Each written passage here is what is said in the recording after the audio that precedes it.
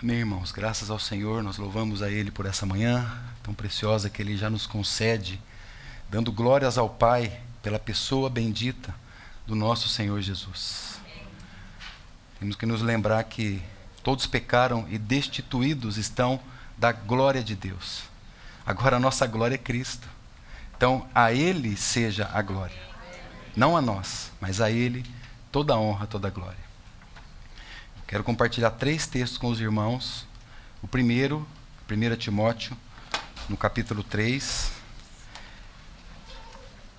Eu quero compartilhar esse texto apenas para que tenhamos assim uma referência daquilo que nós vamos compartilhar, que está lá no Evangelho de João, no capítulo 1. Mas primeiro, 1 Timóteo, capítulo 3, no verso 16, diz assim: sem dúvida nenhuma,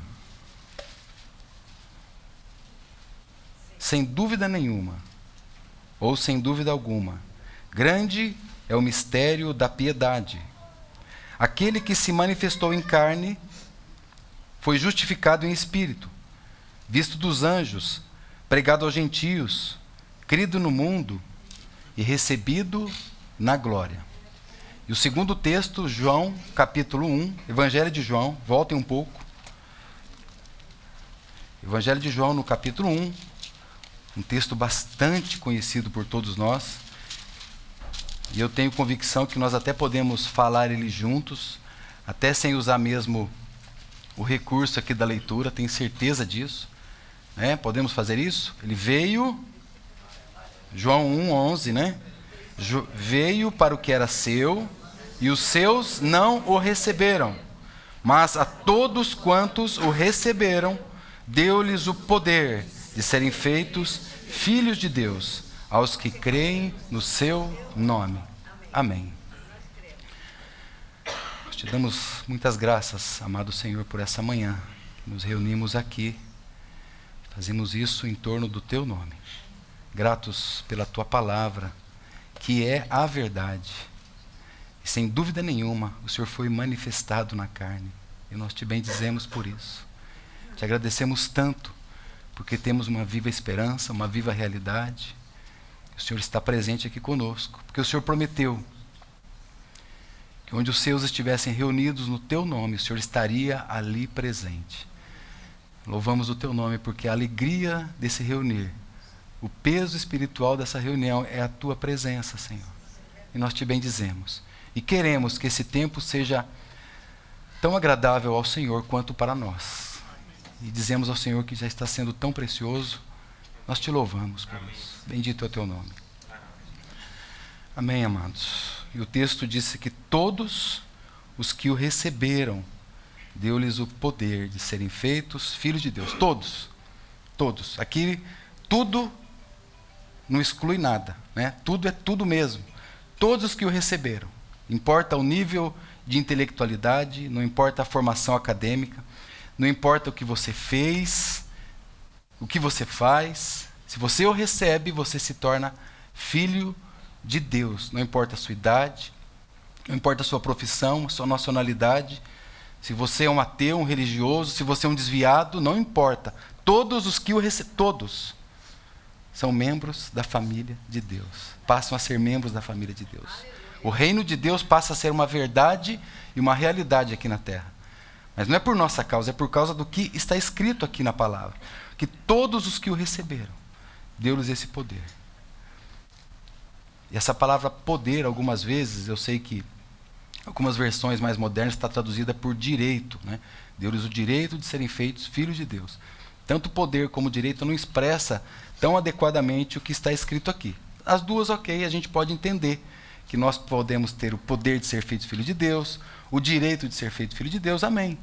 Mas a palavra aqui não é a palavra dínamos, que é aquela palavra, por exemplo, que vocês conhecem, que está lá no livro de Atos, né? E vocês receberão poder ao descer sobre vós. Aquela é o sentido de uma energia, né? de uma explosão, de uma dinamite, de algo que é forte dentro de você. Não é esta palavra. Essa palavra aqui é a palavra exousia, e ela normalmente, ela ocorre dezenas de vezes nas Escrituras, perto de 100 vezes, e ela sempre é traduzida por autoridade. Escutem isso, porque na verdade o que o texto está dizendo é que Jesus está dando uma autoridade para que você seja filho de Deus. Ou seja, a autoridade, exousia, é uma autoridade delegada. Foi confiada a você. E não porque você pensa ou acredita que é filho de Deus. Não, porque você crê no nome do Filho de Deus. Aos que creem no seu nome, esses são filhos de Deus. Porque o mundo também diz, todos nós somos filhos de Deus. Mas a Bíblia não diz que isso é verdade. O fato de sermos da família de Deus, pertencemos a uma membresia de um reino espiritual, fazemos parte de algo que é eterno, só foi possível por causa do Filho de Deus, por causa de Cristo. E ele veio para os seus, mas os seus não o receberam. Mas todos os que o receberam, deu-lhes o poder, o direito, a autoridade delegada por Cristo para que vocês também se tornassem filhos de Deus. E se nós somos filhos, lembra do texto de Romanos 8, 17? Se vocês são filhos, logo também vocês são herdeiros de Deus e co-herdeiros com Cristo. Então o que nós recebemos da parte do Senhor, irmãos, é algo muito grande. E nós não temos o direito de nos apegar a tantas outras coisas menores do que essa. É claro que os nossos corações muitas vezes estão ansiosos, preocupados com tantas coisas. Mas olha que momento nós estamos vivendo aqui hoje. Uma oportunidade de tirarmos nossos pés lá de fora, de tudo aquilo que nos tira o foco, o alvo da pessoa, daquele que nos salvou. Não é por um tempo, não. 70, 80, 120 anos, não. Eternamente. Eternamente. Eternamente você estará podendo gozar de tudo aquilo que o Senhor te deu, que é ser filho de Deus. Todos os que creem, o recebem, se tornam filhos de Deus. Mas muitos não o receberam. Muitos rejeitaram o Filho de Deus. Ele foi profeticamente dito como aquele que seria rejeitado, mais desprezado, indigno dos homens. Vocês lembram da profecia de Isaías 53? 750 anos antes da vinda do Messias? Indigno entre os homens, homens de dores, experimentado nos trabalhos. Os homens escondiam o rosto dele, ele era desprezado. E nós não fizemos dele caso nenhum, diz a profecia. Desde o seu nascimento, quando ele veio a esse mundo, irmãos, não havia um lugar para ele, apropriado, para aquele que era Deus, para aquele que era o Filho de Deus, para aquele que veio buscar e salvar o perdido. Não havia. Durante toda a sua vida, ele não foi recebido por todos e não queriam os homens ouvir a sua palavra. Ele era rejeitado. Os homens não o receberam. Ele veio para os seus, mas eles não o receberam. Rejeição e desprezo. Os estudos mostram, estudos sérios a respeito de comportamento e das reações psicológicas, dizem que a rejeição e o desprezo são as piores dores da alma. E na realidade, irmãos, eu tenho certeza que aqui todos nós, desde o menor ao maior, até mesmo às vezes uma criança que é preterida no meio de alguns coleguinhas, desde os mais velhos, que muitas vezes se sente desprezado. Ou seja, num grau maior ou num grau menor, todos nós aqui entendemos um pouco o que é este sentimento de desprezo. O Senhor sentiu isso. Ele era homem. Ele veio a este mundo, nascido de mulher, nascido sob a lei. E esse sentimento de rejeição, de desprezo, diz esses estudos que eles ativam as mesmas áreas da dor física no homem. As mesmas áreas são ativadas pela dor e desprezo nas dores físicas. Só tem um problema que os cientistas não conseguem resolver. É que as dores físicas você consegue tomar um remédio e você consegue então passar a dor física, algumas vezes. Mas a dor do desprezo não há o que passa. Então o Senhor está nos chamando aqui hoje para que Ele encontre uma coisa no teu coração. O Senhor não é desprezado no nosso meio. Amém. Nós recebemos ao Senhor no nosso meio. O Senhor é o mais importante aqui para nós. Amém. Não foi em vão a sua morte. Assim diz também a profecia, né? Ele viu o fruto do seu penoso trabalho e ficou satisfeito. Até mesmo os seus discípulos o deixavam, os seus companheiros próximos, até mesmo eles. Até mesmo os 12, muitos os desprezaram no seu julgamento, na sua condenação, na sua prisão, na sua morte. Alguns ficavam olhando de longe. Eu não conheço ele, eu não sei quem é. Houve aquele que praguejou contra o Senhor. Não, ele é um maldito, ele é um desgraçado. Andou com ele, próximo, estava próximo dele. E na agonia do Getsemane, os irmãos se lembram que esses companheiros não foram capazes de orar com ele, de estar presente com ele naquela hora de tamanha dor que previa o seu martírio. Até que veio um anjo para o confortar. Um anjo do céu veio para o confortar. Agora, irmãos, ele não estava ali orando no Getsemane para que tudo aquilo acabasse. Não, ele estava orando para que a vontade do Pai fosse estabelecida.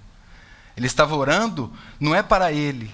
Ele estava orando, Pai, se for possível, passa esse cálice, mas todavia seja feita a tua vontade. Era essa a oração dele.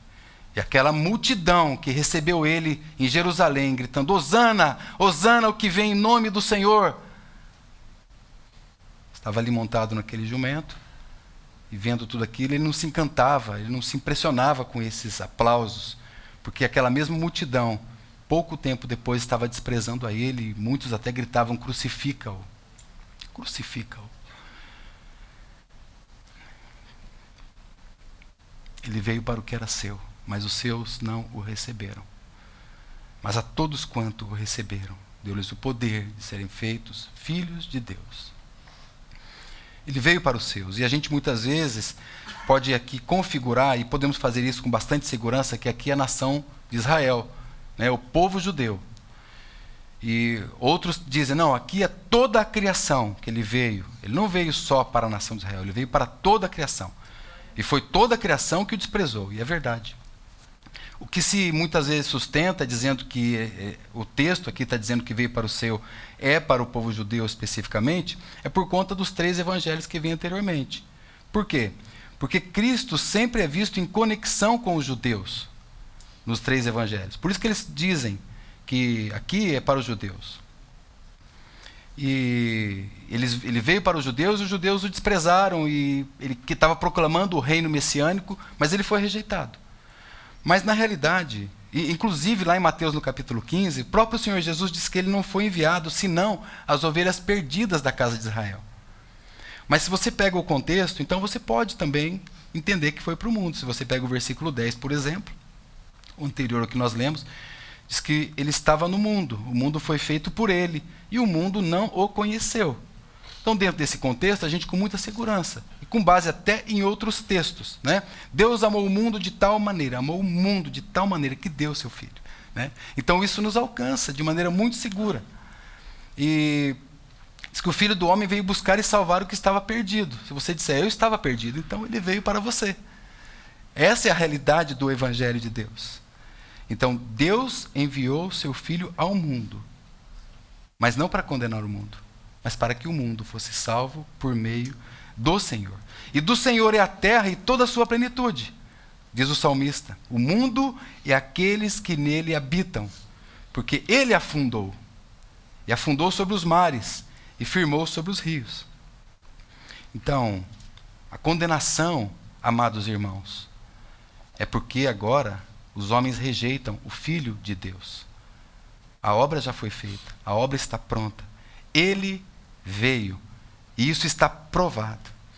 Houve um escritor na história que ele imagina assim uma cena onde ímpios estão acusando Deus de que Deus ele está lá na sua condição confortável. Então esse escritor ele começa a colocar da seguinte maneira, como se os ímpios estivessem dizendo, né? Deus está lá na sua condição confortável. Deus está lá na sua glória. Deus está lá naquele ambiente de paz. Deus está lá naquele ambiente de conforto. Deus está lá naquele ambiente de glória, de satisfação, de contentamento eterno. Para ele é fácil, né? Querer que nós nos sujeitemos a ele. Isso os ímpios, na visão desse irmão, está dizendo. Aí ele diz assim: por que Deus não sai lá do seu lugar confortável e vem aqui nesse mundo para ver o que nós estamos passando? Por que ele não vem aqui para ver o medo que nós temos passado ultimamente? A fome que esse mundo tem tido? O ódio de homens perversos? Por que ele não vem aqui experimentar isso? E mais, por que eu devo sofrer? Ele está lá em sua condição perfeita, harmônica. Por que eu tenho que ter sofrimento? Ele está lá na sua vida protegida no céu. E eu estou aqui passando por tudo isso. Aqui não há paz. E eu não tive culpa nenhuma do pecado. E de repente, irmãos, e é o título desse escrito é O Grande Silêncio. Aí na visão desse irmão, quando os ímpios acabam de falar isso, há um grande silêncio.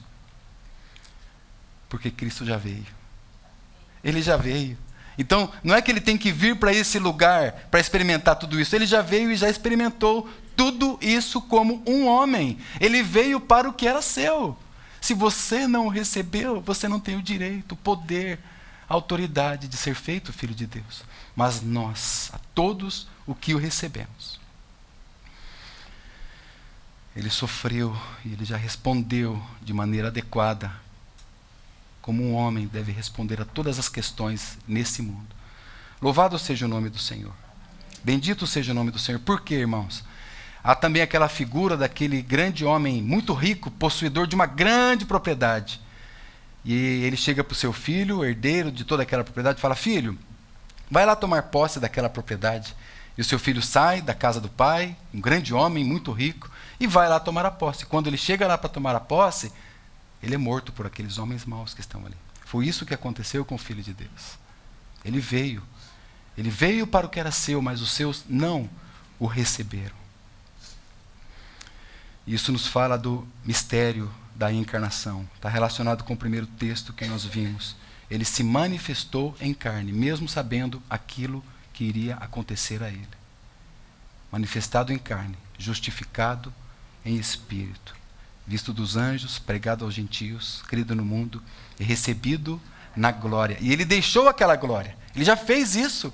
Já é fato, é presente. O Filho de Deus se tornou um filho do homem, para que os filhos dos homens se tornassem filhos de Deus. Essa obra perfeita do nosso Senhor. Qual é o propósito? Para buscar e salvar todo aquele que estava perdido. Tem um escrito, eu creio que alguns irmãos aqui conhecem, é tido como uma poesia a respeito do fato de quando o Senhor Jesus veio a esse mundo. O título, eu conheço esse título, pelo menos eu conheço como era emprestado o título desse poema. E ele disse que o poeta estava fazendo uma referência ao mestre e amado Senhor Jesus. E ele dizia assim: quando o Senhor veio a esse mundo,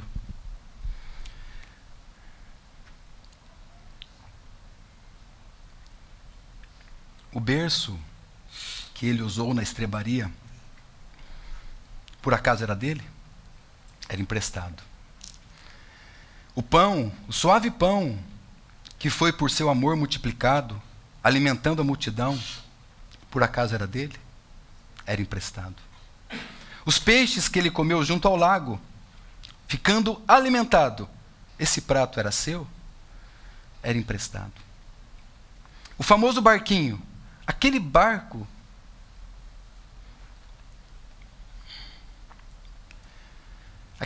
que ele ficou sentado, mostrando à multidão qual era o caminho. Aquele barco era seu? Não. Aquele barco era emprestado. E o manso jumentinho, que em Jerusalém chegou montado, as palmas que ele recebeu pelo caminho, por acaso era dele? Não, era emprestado. E o quarto que ele ceou ao lado dos discípulos, ao lado de Judas que o iria trair, aquele quarto que ele ceou ao lado de Pedro que o iria negar, por acaso aquele quarto era dele? Não, aquele quarto era emprestado. O túmulo que ele foi levado para o Calvário, foi usado, de onde ele haveria de ressuscitar. Por acaso aquele túmulo era dele? Não, era emprestado. Aí o poeta coloca algo aqui de uma maneira que ele mesmo vai se contrariar, vai se contradizer, né? Ele diz assim: mas a coroa que ele usou na cruz era dele, A cruz que ele carregou e onde ele morreu, essas de fato era de Jesus. Mas aí ele diz: isso disse o poeta certa vez, numa hora de buscar a verdade, mas que contraria a realidade.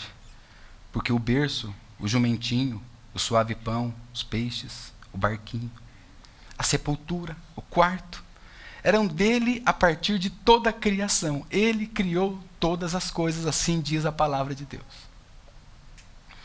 Mas a cruz que ele usou, a rude cruz, a tosca cruz, a mesquinha cruz, onde os meus pecados, todos os meus crimes, ele expiou. Essa cruz não era sua, essa cruz era minha. Eu era o único que deveria ser condenado. E ele se manifestou em carne, foi justificado em espírito, crido dos homens, pregado aos gentios, para que nós, amados irmãos, pudesse nessa manhã olhar para ele e falar: Senhor, quão digno é o Senhor, que veio para o que era seu. E nós te recebemos nessa manhã. Amém. Nós te damos glórias nessa manhã. Amém. Louvado seja o teu nome. Tu és o mais formoso dos filhos dos homens. Glórias, pois, ao teu nome, Senhor. Aleluia. Amém, Senhor.